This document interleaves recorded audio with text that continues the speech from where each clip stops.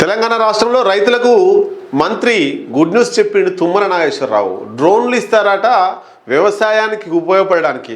ఒకసారి ఆ వార్త చదివే ప్రయత్నం చేద్దాం. రైతులకు గుడ్ న్యూస్, సబ్సిడీపై డ్రోన్ల పంపిణీ అంటూ మనం ఈ వార్త చూడొచ్చు. మొదటి దశలో జిల్లాకు 10 చొప్పున అందజేస్తారట. ఒక్కొక్క జిల్లాకు మొదటి దశలో 10 చొప్పున ఇస్తారు. ఆ తర్వాత ఇంకెక్కువగా ఇస్తారట. ఆ 10కి మరి ఏం చేయాలన్నటువంటిది ఒకసారి చూద్దాం.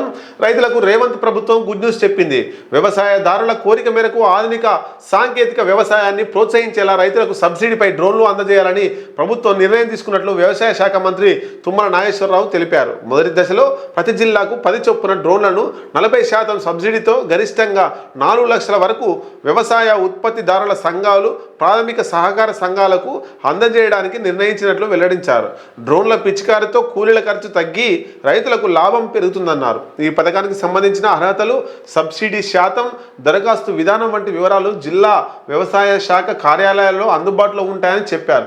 ఈ ఏడాదిలో 9,936 వ్యవసాయ యంత్రాలను రూపాయలు 28.74 కోట్ల సబ్సిడీపై రైతులకు అందజేయగా మరో 15 రోజుల్లో మిగతావి రైతులకు అందజేయడానికి ఏర్పాట్లు చేస్తున్నామన్నారు.